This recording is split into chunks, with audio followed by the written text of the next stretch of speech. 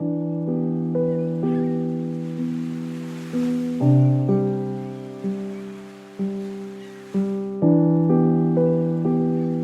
and welcome everyone.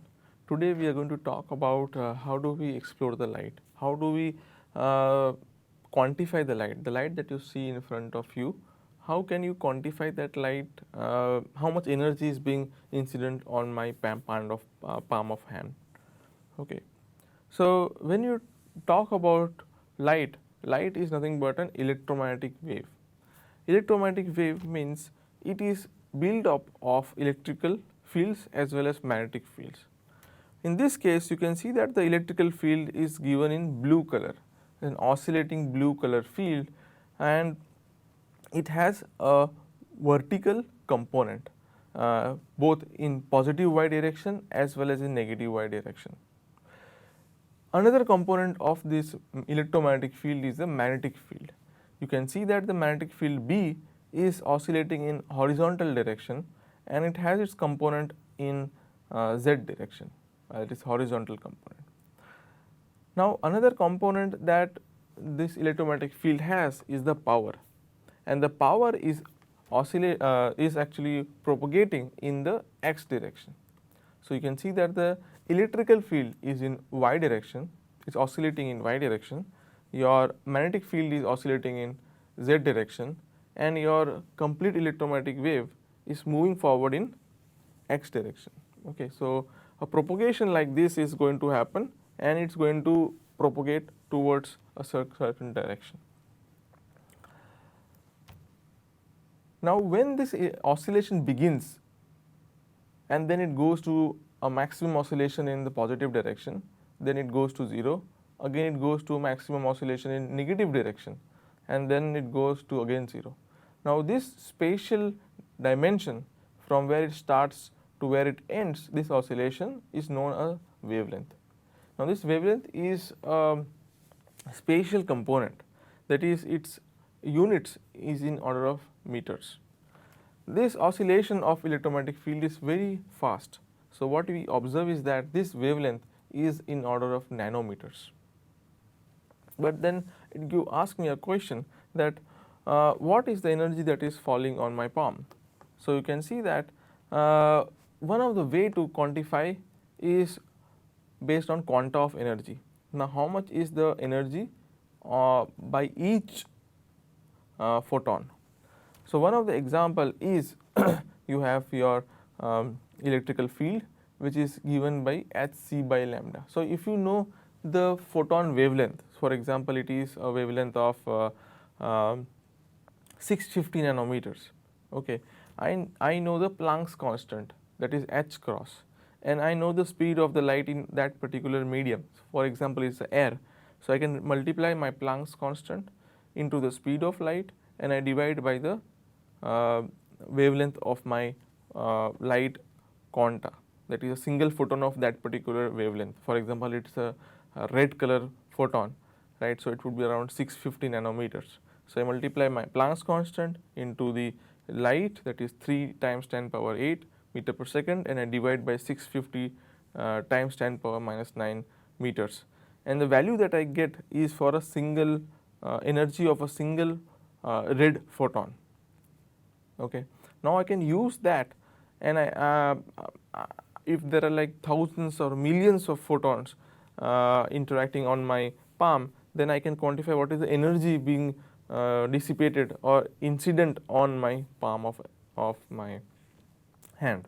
Okay, I just need to multiply that number of photons. Alternatively, if I know how much is the energy being incident on my hand, I can back calculate the number of photons, the red photons. Okay, so this is how we quantify the energy. Now let us understand how do we generate this electromagnetic wave. Now if I have an oscillating field that you see over here, and I connect the oscillating field with oscillating source actually to two electrodes, one electrode in the top and one electrode in the bottom, what I see is that there would be an electromagnetic field which is kind of moving from my positive terminal to the negative terminal. But mind it, it is not just a single, it's not just a positive terminal to negative terminal, but it also oscillates. Okay, so after some time this positive terminal will become negative and this negative terminal will become positive, right. So it will oscillate the electromagnetic field. Now because of this oscillation, what happens is that this electromagnetic field actually comes out. Now again this red part, the red arrows, is given by the electrical field, and the blue cross and the dot is given by the magnetic field. So the dot means the magnetic field is going inside, and the cross means the magnetic field is coming out. So the magnetic field is like this and your electrical field is like this, but it's propagating, the power of this electromagnetic field is propagating in the direction which is perpendicular to the both electrical and magnetic field, that is towards the right hand side that you see in the screen. Okay. Now there are terms how we will differentiate these fields. The field which is very near to the source is known as near field, and the field which is kind of very far away from the source is called as a far field. Now the source that we are discussing is nothing but an antenna, right. So a field that you see being created which is kind of oblique in nature, but as you go away, it is away from the source slowly and steadily, it becomes something like a very straight line. So you can see that the electrical field becomes almost vertical. Again it's oscillating. In the first half it would be oscillating in it would be having the magnitude in positive direction, and in the next half it would be having the magnetic field electrical field in negative direction, right.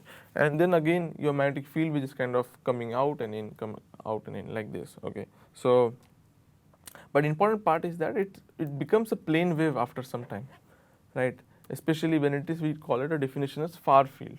Okay, so in most of our course we will be more or less be talking about in terms of plane waves. Okay, there are other waves, electromagnetic waves, which are like cylindrical waves as well as spherical waves, but we are going to stick more or less on the plane waves. Okay, so let us see how do we again how do we write these plane waves in terms of equation.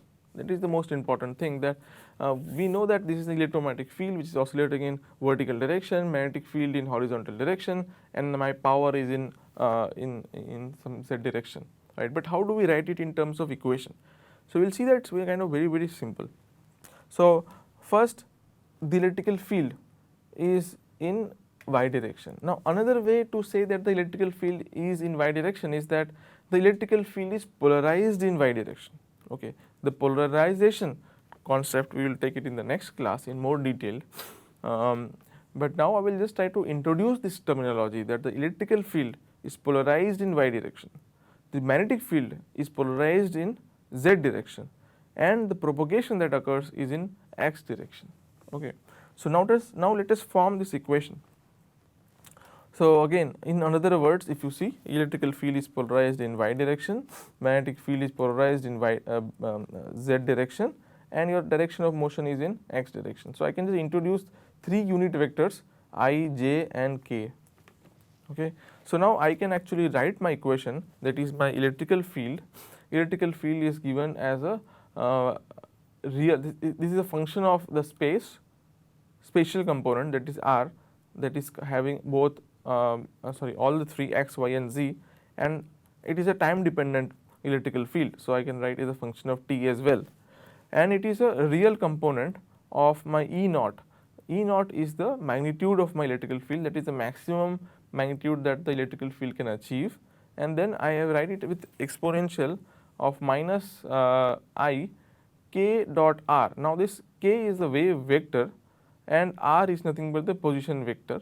Wave vector gives you the direction of propagation, and your r vector gives you the position vector.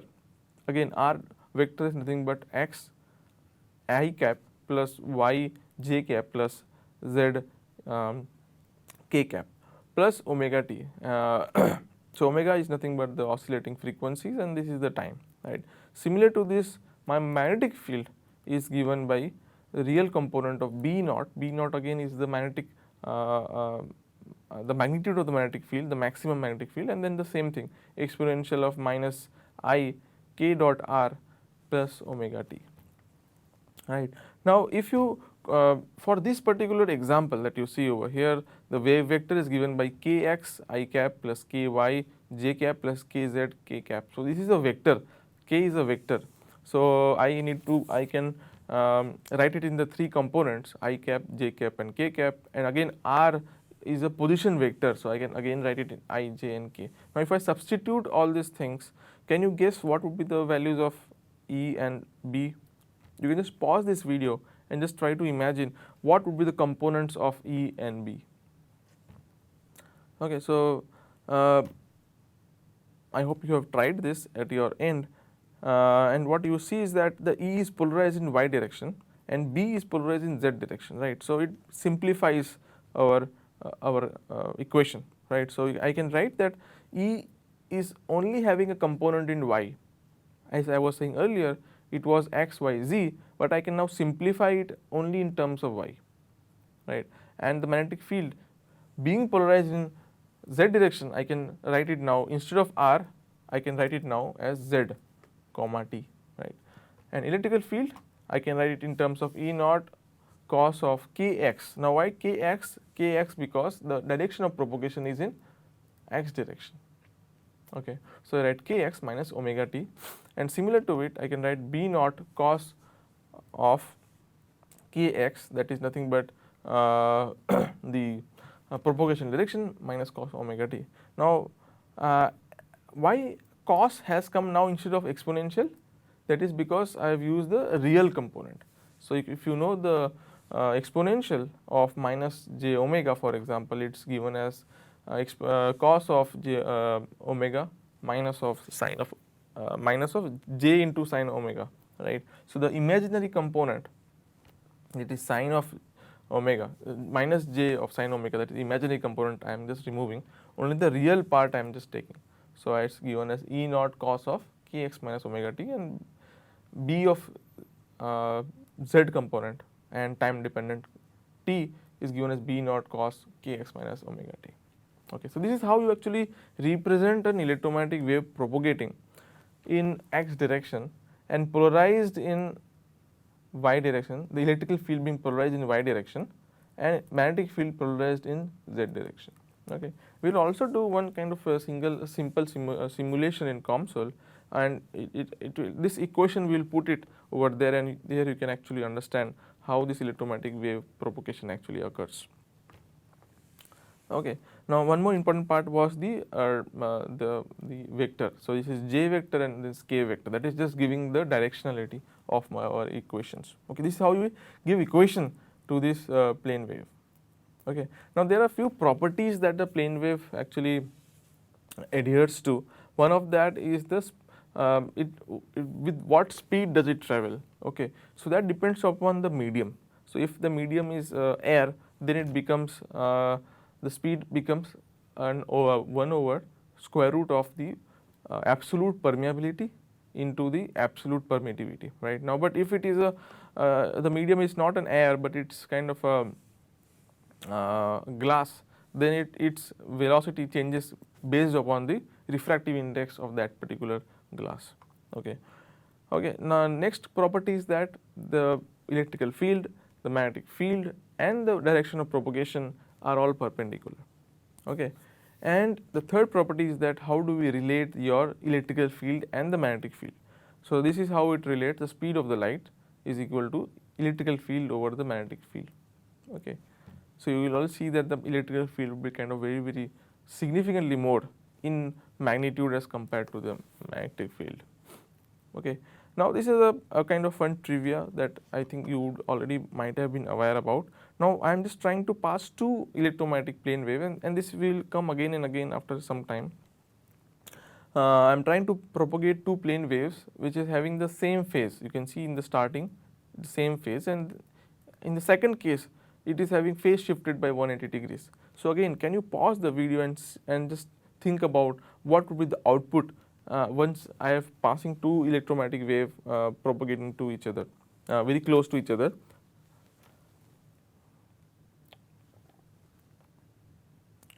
Okay, so I hope you have tried out, and what you will see is that if the phase of both these electromagnetic waves are kind of almost the same, then you will see the constructive interference of the electromagnetic wave. But if they are kind of 180 degree phase shifted, you can see in this case it's that you will get a very minimal amplitude of the electromagnetic wave which is propagating in a particular direction. Okay, so this is what happens in real case as well.